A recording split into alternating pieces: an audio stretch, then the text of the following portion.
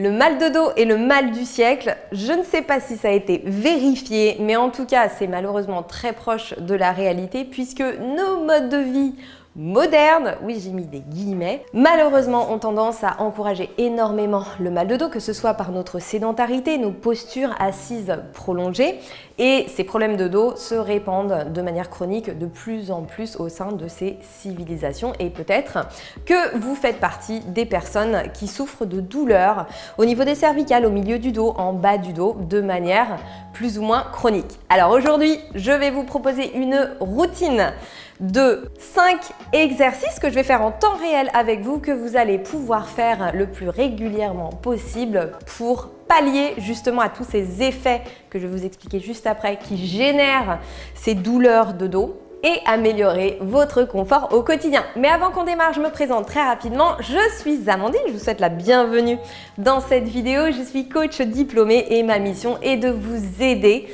à développer votre forme et votre bien-être et entretenir la longévité de votre corps. Donc dans cette vidéo, on va se faire une petite routine d'exercice, mais avant, je vais vous expliquer très rapidement pourquoi ce mal de dos est si présent chez de nombreuses personnes, alors qu'il n'aurait pas vraiment raison d'être. Eh bien tout simplement à cause notamment d'un énorme facteur commun à beaucoup qui est la sédentarité.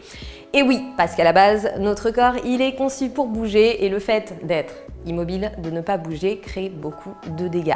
Parce qu'il faut savoir que le mouvement, alors évidemment le mouvement bien fait, est un des meilleurs moyens dont on dispose pour prévenir l'usure et le vieillissement du squelette. Le fait de bouger au quotidien, de se mettre en mouvement, va permettre notamment de prévenir l'arthrose, de protéger les articulations grâce à des muscles forts et fonctionnels, et d'entretenir le capital osseux et de préserver sa jeunesse, puisque le mouvement, les contraintes mécaniques permettent le renouvellement osseux. Tout ça en plus de permettre de réactiver, retonifier des muscles qui seraient devenus hypotoniques. Alors si cette notion ne vous parle pas, je vous remets une petite vidéo ici sur l'équilibre musculaire qui vous sera très intéressante, je pense. Donc la solution, vous l'avez compris, c'est de bouger, de se mettre en mouvement. Et pour le dos, je vous propose aujourd'hui 5 mouvements qui vont vous faire le plus grand bien.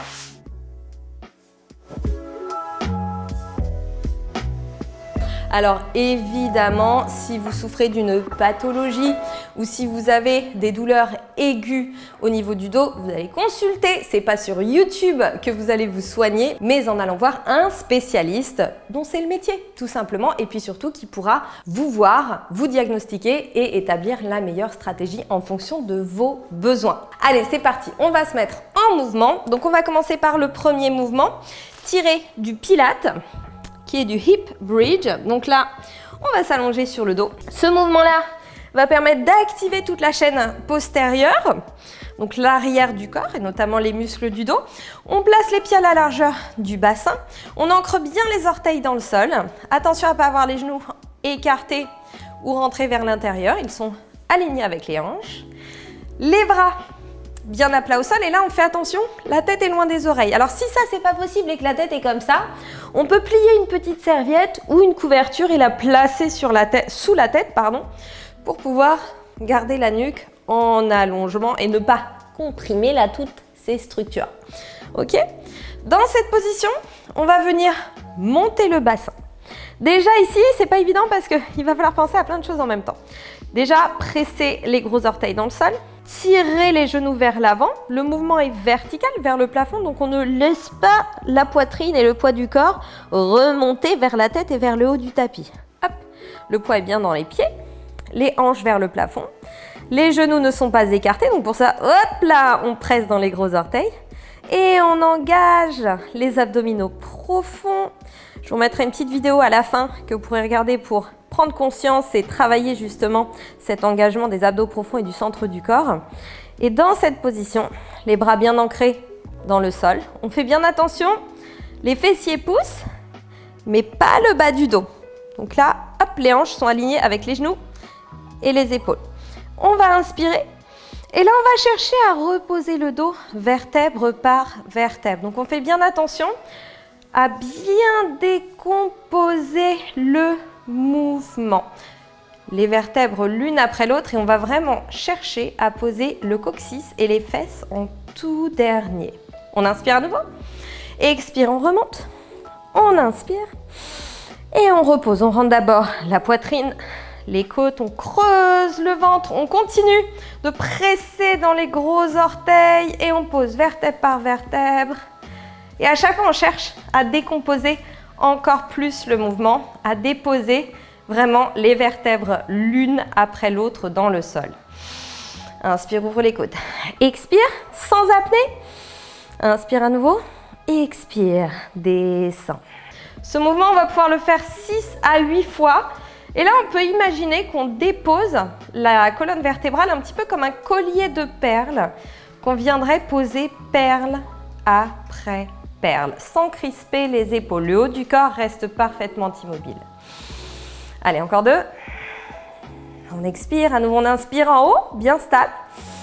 Et on se prépare pour l'atterrissage en redéposant la colonne, vertèbre par vertèbre. Allez, on cherche vraiment à décomposer encore plus, encore plus, encore plus, encore plus. Dernière fois. Expire, inspire.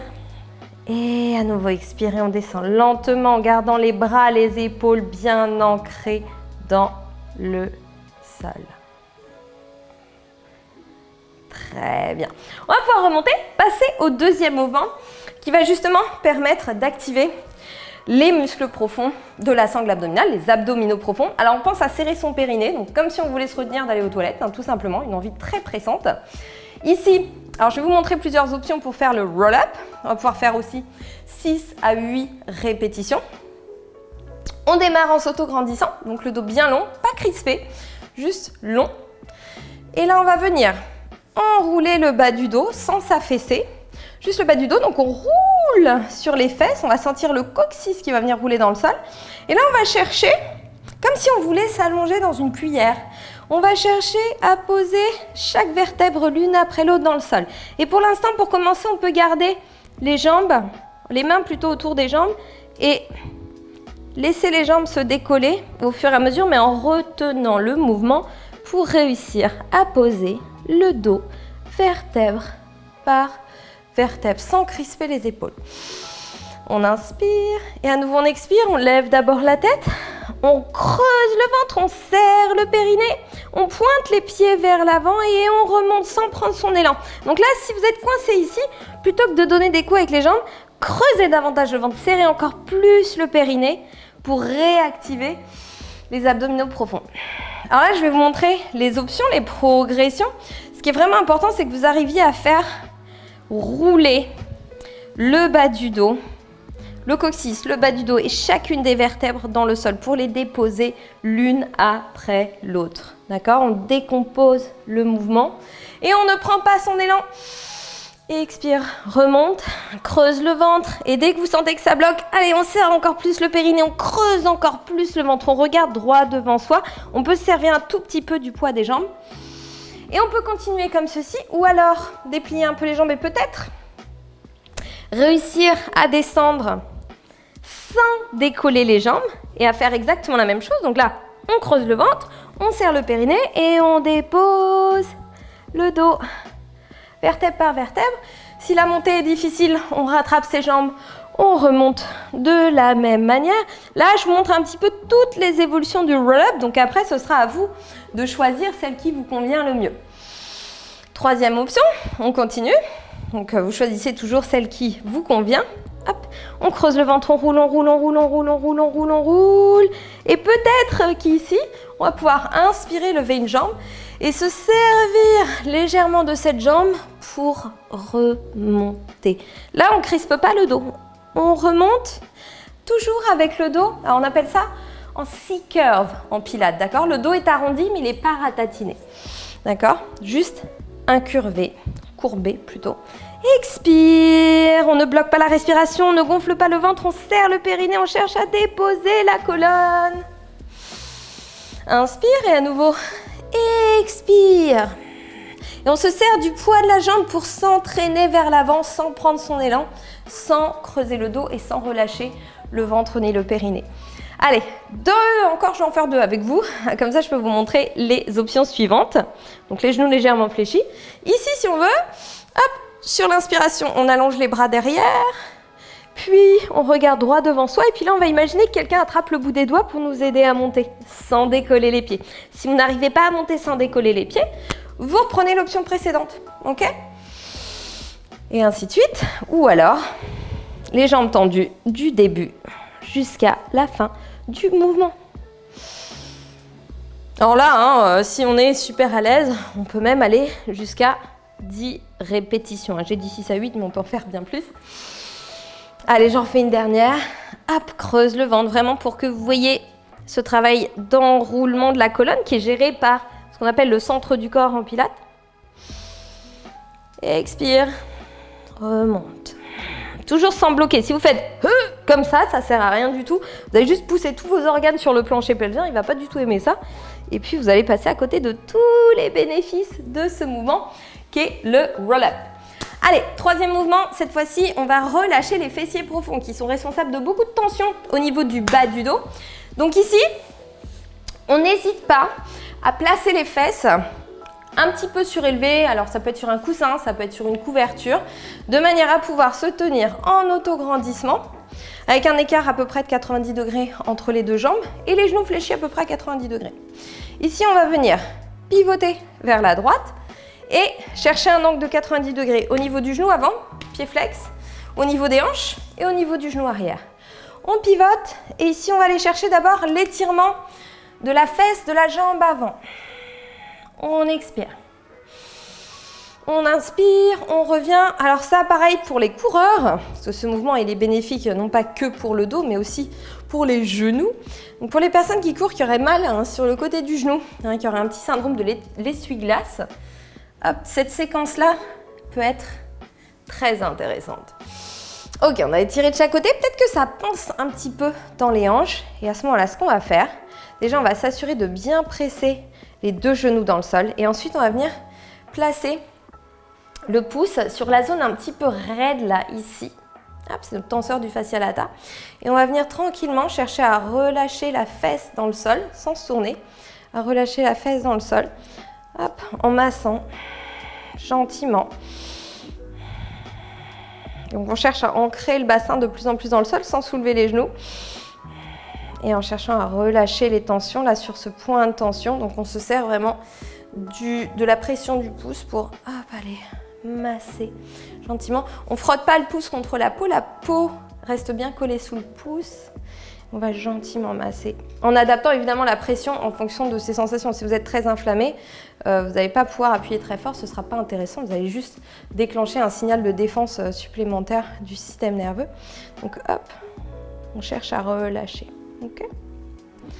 On revient. Et du coup, on va faire la même chose de l'autre côté. Hop, on se place. Alors, il se peut que vous constatiez une différence ici entre les deux hanches. C'est tout à fait possible. Donc hop, pareil, on presse avec le pouce sur la zone tendue là, au niveau de l'insertion de la hanche. Et on respire. On laisse le bassin s'ancrer sans relever le genou.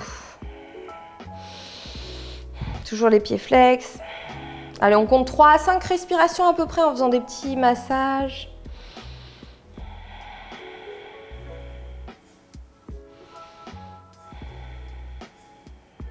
Très bien. Alors là, ça risque de picoter un petit peu.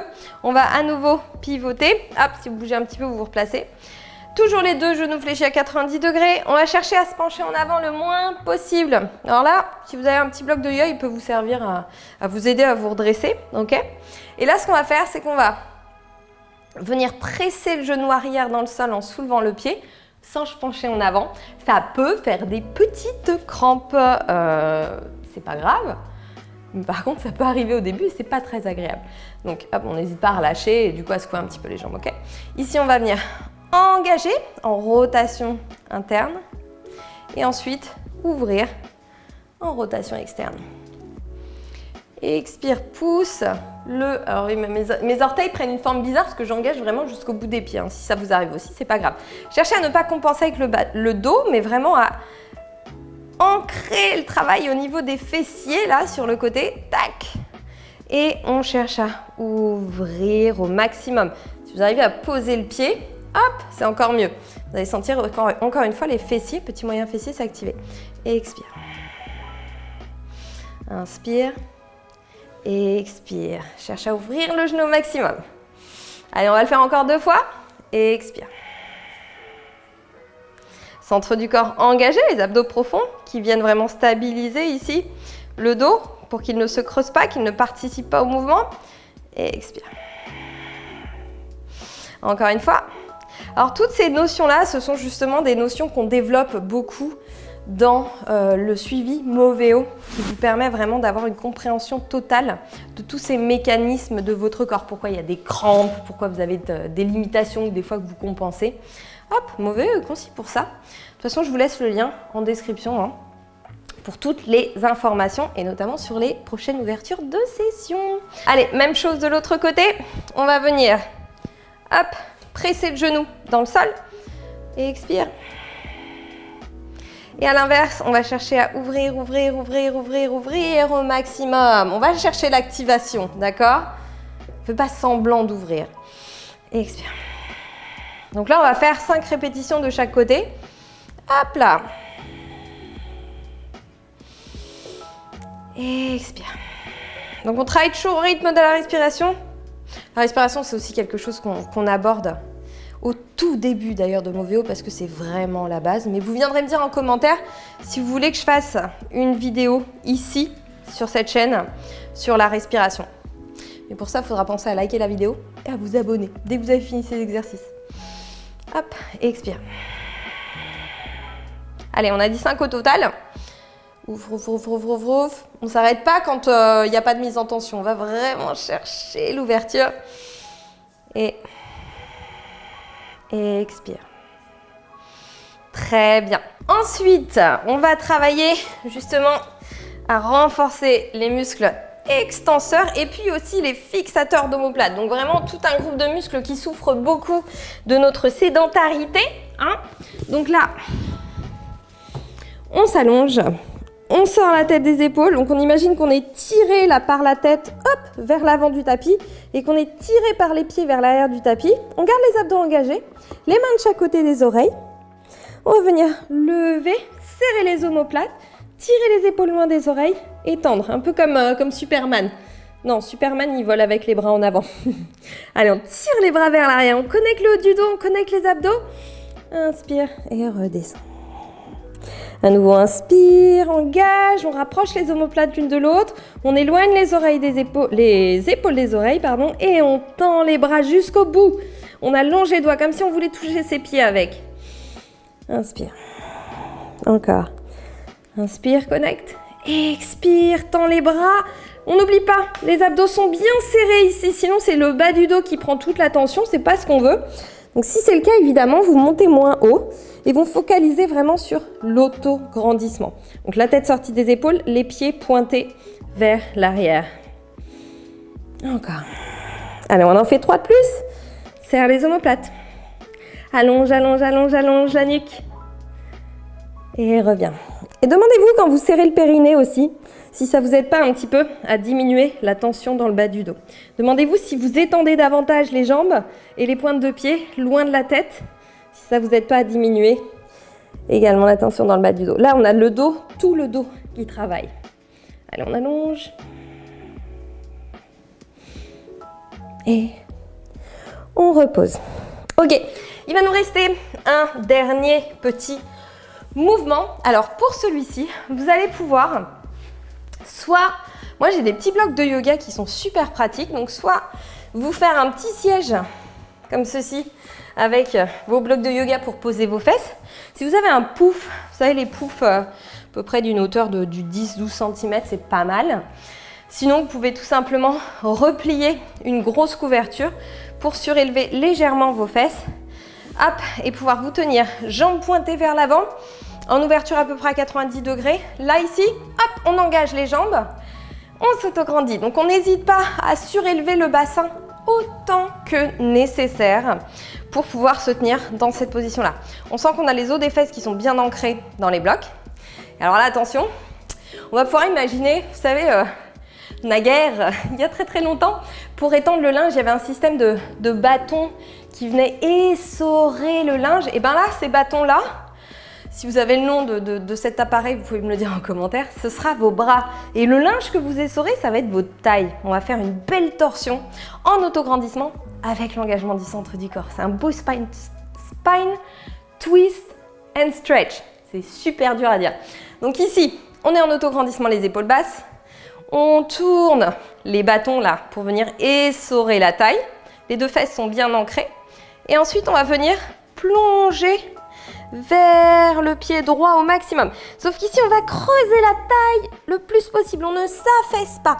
On imagine qu'on a quelque chose sous la poitrine qu'on ne doit surtout pas toucher avec la poitrine. Donc, on s'enroule un peu à la manière d'un roseau. Inspire, reviens. Expire, tourne et plonge. Creuse la taille. On plante les fesses dans les appuis. On étire le bras devant, on étire le bras derrière. Inspire, reviens. Encore. Ça, on peut le faire 6 à 8 fois. Creuse la taille. On n'oublie pas, on serre le périnée. Et là, on imagine vraiment, quand on enroule le dos, qu'on est un roseau. D'accord? On ne se ratatine pas. Ok? Et expire. Allez, on continue à pointer les jambes vers l'avant également. Et cherchez maintenant les sensations. D'accord? Cherchez cette sensation de abdos que vous activez, de taille que vous essorez, du haut du dos également que vous activez. On ne travaille pas de manière séquencée, hein. Là, il y a tout le corps qui est mis à contribution. Et expire. Et notamment tous les muscles qui sont essentiels au bon maintien du dos au quotidien. Vous savez quoi? Du coup, on va en rajouter 2 de plus parce qu'on est gourmand. Expire. Inspire. Ça peut donner chaud, hein. Allez, essayez d'approfondir le mouvement, de vous auto-grandir, même en arrondissant la colonne vertébrale. On tend les bras en opposition. Et on relâche. Voilà, ça c'était ma petite routine spéciale anti-mal de dos.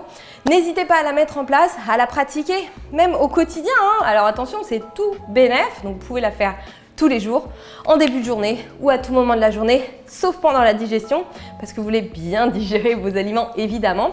Et puis, venez me dire en commentaire si ces exercices vous ont fait du bien. Et puis, si vous voulez approfondir davantage vos connaissances de votre corps et commencer à le mobiliser d'une manière vraiment efficace et bénéfique, quel que soit votre niveau, je vous mets le lien de Moveo par ici. C'est un programme ou plutôt un suivi qui vous sera extrêmement bénéfique pour remobiliser votre corps, entretenir sa santé et sa longévité. Et puis, si vous voulez en apprendre davantage sur les abdos profonds, je vous mets aussi une petite vidéo ici qui devrait beaucoup vous intéresser. Allez, je vous fais de gros bisous et je vous dis à très vite pour une nouvelle vidéo.